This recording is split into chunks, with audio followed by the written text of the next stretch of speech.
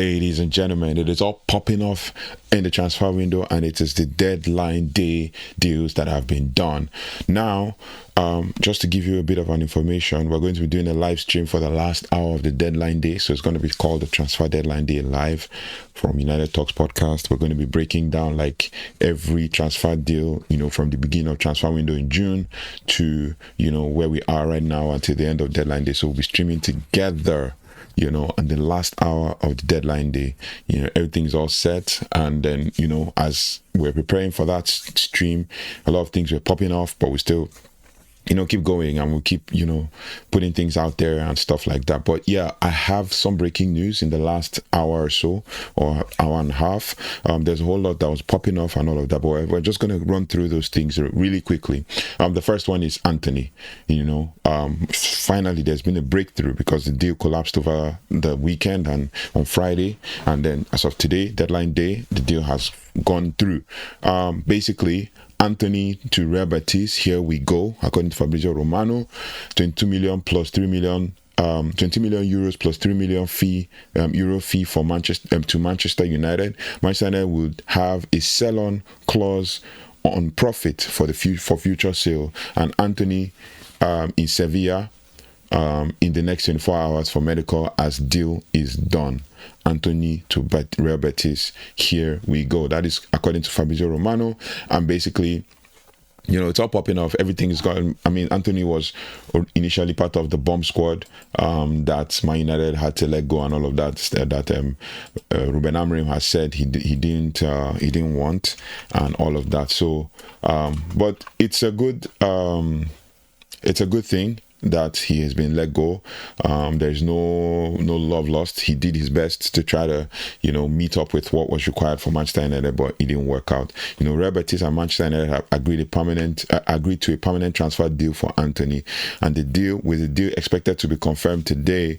The deal is reportedly worth around 25 million euros, which includes a fixed fee of 22 million euros and an additional 3 million euros in potential bonuses. The agreement also includes a sell-on clause that would see Manchester United receive 50% of any profit Real Betis makes on a future transfer of Antony. So even if, whatever the case, Real Betis sells Antony, will make 50%. So imagine Real Betis end up selling Antony for maybe, let's say for example, just a wild, say Antony goes and balls out at Betis, because obviously they still believe in the potential that they're going to make profit from him. Let's say Antony goes out and balls out at Betis. There was a potential for Man United, for Betis to be able to sell. They're good with selling, so for them to be able to sell for, say, 50 million, right? 50 million euros, and then when Real Betis makes the sale, 50 million euros, Manchester United end up getting 25 million euros. So add that to the 25 million euros we're getting, that takes it up to 50 million euros as a profit on a sale for a player that was signed for almost 100 million euros. So 50% loss, but it is what it is. He's 25, he's still yet to hit his peak, so he will get time to do that. And then obviously Antony joined Real Betis on loan in January 2025 after struggling to make an impact at Manchester United after arriving from Ajax for a reported 100 million euros in 2022. During the loan spell with Real Betis, he scored 9 goals and provided 5 assists in 26 appearances across all competitions. These performances convinced Real Betis to make the move permanently. Antony is reportedly set to undergo a medical examination in Sevilla in the next 24 hours to finalize the deal. So that is all about Antony to Real Betis, and it is a good thing. Basically, it is a good thing. And then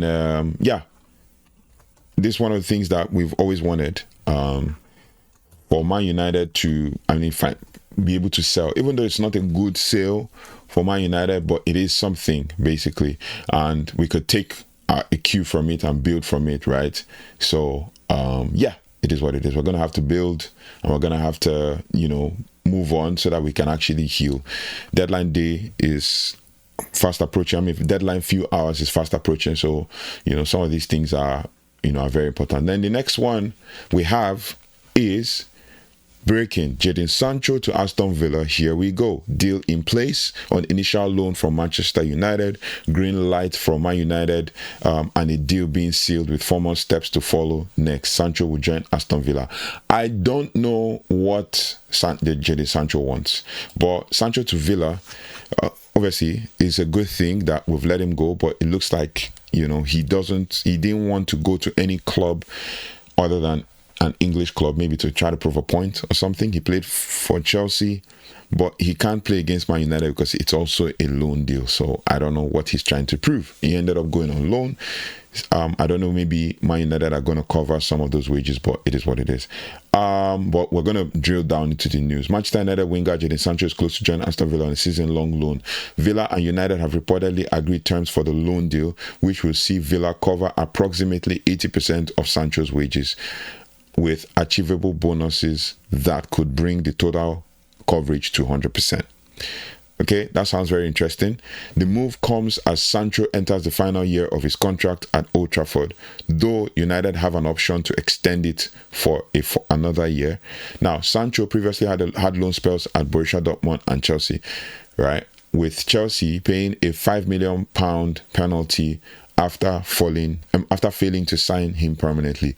Now, Villa's interest in Sancho follows their struggles in the opening games of the current Premier League season, where they are yet to score a goal. Now, Villa previously had success with a loan move for another United player in Marcus Rashford last season. Now, Marcus Rashford is obviously on loan at Barcelona. Now, basically, here is a summary of Sancho's career statistics and on loan. He had 83 appearances for Manchester United, and he had 41 appearances for Chelsea on loan between 2021-25 for Man United and 2024-25 season for Chelsea. His contributions for Man United probably not available because he barely made any contributions. But for Chelsea, he had 15 goal contributions, and then with regards to the Conference League final, he had 1 goal contribution amongst other things. So Sancho to Aston Villa is a here we go. Everything is done. Everything is complete. The England international was expected to join Chelsea on a permanent deal this summer, but Blues paid €5.8 million penalty after reneging on the obligation to buy clause. It's understood that Chelsea were keen on Sancho remaining at Stamford Bridge, but the winger basically could not agree on wages. That's pretty much what it is. Could not agree on wages. So it is understood that the Chelsea the winger basically was unwilling to take a wage cut. Sancho is on a sizable wage at Old Trafford, and he turned down an opportunity to join Roma last week. Now, United possess the option to extend Sancho's contract to 2027, and it is understood that they will exercise this in hope of getting a fee next summer. Sancho, it has been a frustrating summer for Aston Villa, with the club restricted in the transfer market due to PSR restrictions. Villa have also endured a difficult start to the Premier League season, failing to win in their opening 3 games, and they sit second to bottom on the table, and Villa are also the only team to have failed to score so far this season, and Emery will hope that Sancho can provide a creative spark. The winger enjoyed a decent spell at Chelsea last season, 15 goal contributions in 41 appearances, and scored in the Europa Conference League final. United spent 85 million euros to sign Sancho from Borussia Dortmund in 2021, which is around £72 million, but he was unable to replicate the incredible success he enjoyed at Borussia Dortmund in the Bundesliga. He had also tried to force some things with regards to for some moves and all of that, but it is what it is. We have to move on from that. Jadon Sancho to Aston Villa, done. Here we go. Now we have another news. This is the one that I've always wanted, the one that I wanted for so long, because I believe that Manchester United needed to do this deal, because I was hearing a lot of things. with regards to this deal, and that is for and we're going to just go right ahead and break it to you. And that is basically for Senne Lammens. Now, Senne Lammens, this is according to Florian Plattenberg and obviously Fabrizio Romano as well. Senne Lammens to Manchester United is a done deal. Senne Lammens to Manchester United is a done deal. There, we've got the here we go as well. Yeah, we've got the here we go from Senne Lammens from Fabrizio Romano. It is a done deal. Agreement reached with Royal Antwerp for £18.2 million as per Sky Sports UK. The 23-year-old goalkeeper will travel to Manchester to undergo medical tests and finalize his move. 5-year contract agreed. Sky Germany. Now, I've seen pictures of Senne Lammens already kind of going to as in flying to Manchester and all of that, seen pictures and stuff. Manchester United has agreed a deal to sign goalkeeper Senne Lammens from Royal Antwerp. Here is a summary of transfer. So transfer fee is £18.2 million. That's 21 million euros plus add-ons. Contract is 5 years. Lammens is 23 and currently traveling to Manchester to finalize his move and undergo medical. United decided to sign a new goalkeeper after recent mistakes from Andre Onana and Altabinder. Manchester United also had been considering signing Aston Villa's Emiliano Martinez, according to Sky Sports News. However, the club ultimately decided on Lammens due to his younger profile and lower cost. Martinez would have been a more expensive option, costing twice as much as Lammens, demanding wages of around £200,000 a week. So I was seeing a lot of news online. We're going to talk further on this. I think I've done a short player profile on Senne Lammens. We're going to drill down into the nitty-gritties and the details in another video after this deal is confirmed and probably when the whole deadline day thing settles down a little bit. But basically, I had this conversation over the summer with regards to Emiliano Martinez versus Andre Onana, and they were not far apart when it comes to anything, because Emiliano Martinez played more games, but Andre Onana had more clean sheets. Emiliano Martinez had 8 clean sheets. Andre Onana had 9 clean sheets while playing less games. And they were like, oh, he brings mentality, he brings this, he brings that. I'm like, the only thing that everybody keeps talking about is Copa America and World Cup. He has won. Yeah, no doubt. He brings that mentality. But what has he achieved at club level? Nothing. He came from Arsenal Academy. I remember him those days when him and what's this name of this goalkeeper, German goalkeeper? Even Bedleno was ahead of him at some point. He was a young keeper, no doubt, but I've forgotten the name of this goalkeeper. He's a very popular name. He always has blonde hair or something. Now, Martinez was an upcoming academy guy and all of that. Then since then, he's been all over the place and moved to Villa and has been at Villa for a long time now and hasn't achieved anything. Played in Champions League, they crashed out of Champions League and all of that. And you say he's a what? Andre Onana is a Champions League final playing goalkeeper. He has played in Europa League final against Manchester United, played in the Champions League final and was the best goalkeeper in that final, which made Manchester United sign him. Albeit we've made a mistake and all of that. It hasn't panned out well, at least for 2 seasons that he has played for Manchester United. But you now come and say Emiliano Martinez is way better. Meanwhile, Manchester United finished, I finished above Villa in the last 2 seasons that Man United have played. And you come and say, oh, that Emiliano Martinez, he brings mentality, he brings this. Is that only mentality? He will have that mentality and still concede goals. That's the thing. And I keep saying it because the truth is, and he's older, he's over 30. What do we, like, even if the rumors say, what's his name? Ruben Amorim wants him. Like, what can he bring to the team? Oh, he will save us. He will save us, and he had 8 clean sheets last season, and Onana had 9 clean sheets while playing less. How?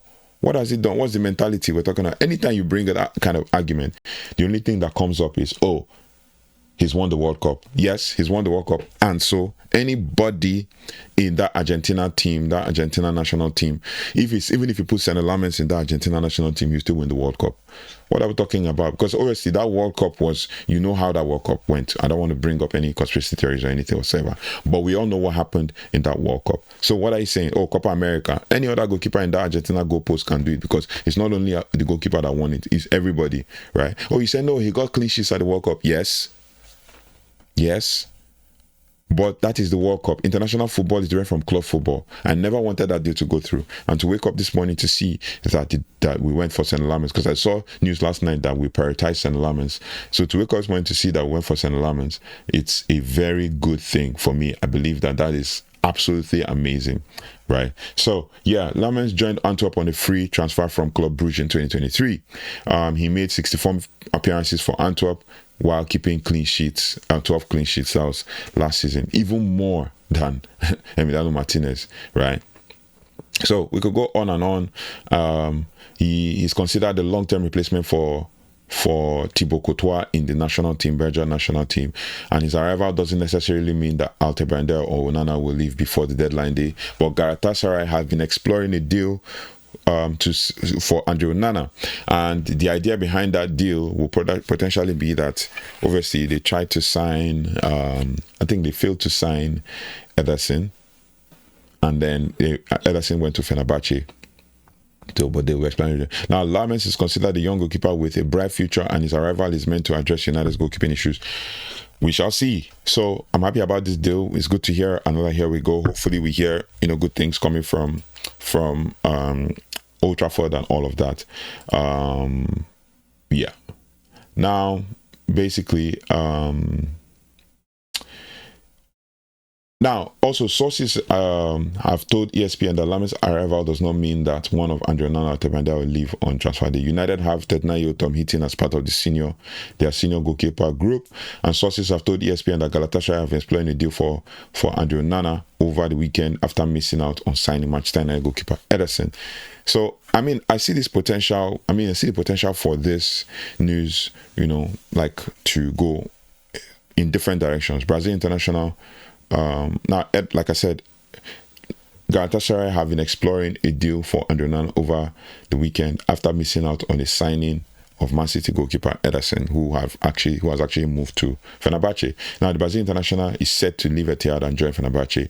Galatasaray have also shown interest in Diogo Costa and Jan Sommer, and remain keen to sign a goalkeeper to bolster their squad ahead of the return to the Champions League. A source close to Onana told ESPN on Sunday that the Cameroon international does not anticipate leaving before the end of the window and wants to stay at Old Trafford to fight for his place. However, United will listen to any reasonable offers for the 29-year-old, and Galatasaray could make the late bid. So let's see how the deadline day, kind of unfolds. We'll break things down. We'll bring you the news as we go. Yeah. What do you guys think about all of this news? What do you guys think about what's been happening with all of the transfers and stuff like that? He has Antony to Real Betis, Senne Lammens to Man United. Here we go. Jadon Sancho to Aston Villa. Here we go. We also had another here we go, which we'll break down further in deadline day live stream, and that is the deal for another Manchester United player. And that is Rasmus Højlund. Now, Rasmus Højlund has moved to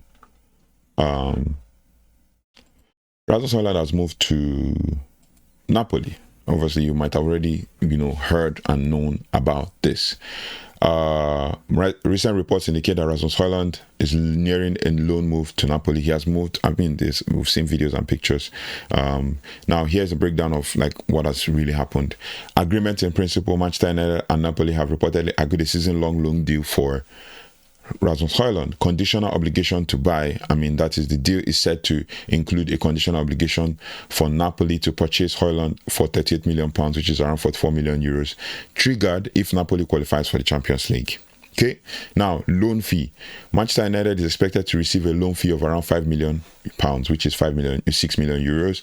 Now the player stands. While Rasmus Højlund initially expressed his desire to remain at Manchester and fight for his place, he has been omitted from all of the 4 competitive matches this season, suggesting a change in the situation, and has flown to Italy to complete his medical with Napoli. Now, with regards to the context of this situation, Højlund's potential move follows the arrival of Benjamin Sesko at Old Trafford, suggesting that Højlund may be surplus to requirements, and Napoli manager Antony Conte is reportedly keen to sign Højlund, especially after the injury to former Manchester United striker Romelu Lukaku. And it seems like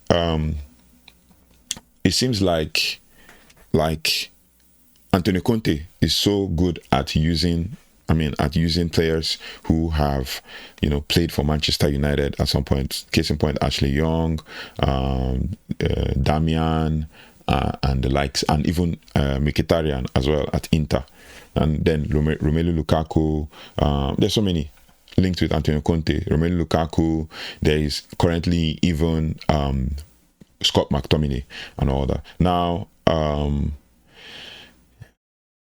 so basically, Rasmus Højlund was an unused substitute for the 1-1 draw at Fiorentina in the final preseason game, with attacking midfielder Mason Mount starting at number 9 role, or it was a fluid front three. This is according to The Athletic, which he reprised against Arsenal before Sesko replaced him on his debut. Højlund made 52 appearances for United last season, but only found the net 10 times, with just 4 of those goals coming in the Premier League. He came through the academy in Copenhagen in his native Denmark, making his debut in October 2020. He signed for Austrian club Sturm Graz in 2022 before moving to Serie A club Atalanta that year. And in July 2023, he arrived United in a deal worth 75 million euros in 2023, plus 10 million in performance-related add-ons, performance-related add-ons, and Højlund made 95 appearances for United, scoring 26 times and providing 6 assists. So in total, 95 times for United.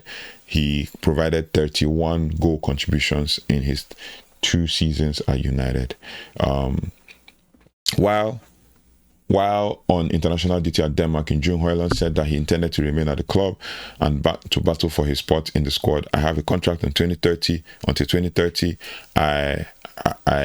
So I expect to play for Manchester United, he said. I'm looking forward to going on a summer vacation, and I'm fully dedicated to the project that is on the way. So basically, obviously we are all disappointed. I am disappointed that Manchester United I'm disappointed that Manchester United let this guy go, but I like the structure of the deal, because he brings him back and he makes him to also come back fight for his place. Also, Manchester United could also still be stuck. This is according to the Sun. Well, take it with what you will. This was according to the Sun yesterday. Manchester United could be stuck with Rasmus Højlund next season, as clause in 30 million Napoli transfer revealed. He could be stuck with. Now he has already moved to Napoli on Saturday, but the initial loan deal for the striker was agreed between the clubs and is now ready to put the finishing touches in his move. A transfer of around 38 million pounds, as I said, is in place for the Denmark international, and the reports. He presents a steep loss of 64 million pounds, which is it is highly, he was signed for 73 million euros, and then there's the quote 73 million is around 64 million pounds, and then obviously 38 million means that it's about half the loss. I've brought you this news before, so yeah, like I said, the Sun, take it with a pinch of salt. Højlund insisted in the summer that he wanted to stay at Old Trafford, despite 4 million pounds arrival of Benjamin Sesko. Højlund appears to have had a change of heart. So basically, what the Sun is trying to do is to try to make you to think that Rasmus Højlund is there's nothing in this report that I just told you. Centre forward has a master in 6. So there's nothing in this report to say, Rasmus Højlund is going to be stuck with Manchester United. It doesn't make any sense, but it is what it is. Like I said, you take it with a pinch of salt. We keep moving. So Manchester United have completed that deal, and it is done. We are 3 hours 52 minutes away from the end of transfer window. Anything could happen. Could Manchester United sign a new goalkeeper? A new midfielder? We desperately need bodies in our midfield. And there was reports that also Kobbie Mainoo wanted to force a move away from Manchester United, but it is what it is. We have to keep moving, we have to keep building, we have to keep rising, and all of that. So let's see how that goes. Maybe come the end of the international break in 2 weeks, September 14th to be precise, Manchester United will be lining up with a new goalkeeper and potentially a new midfielder. Let me know your thoughts and feelings in the comment section as we build towards the countdown to the transfer window. Don't forget to join us live when we do the deadline day live for the last hour of transfer window, first of its kind on this community.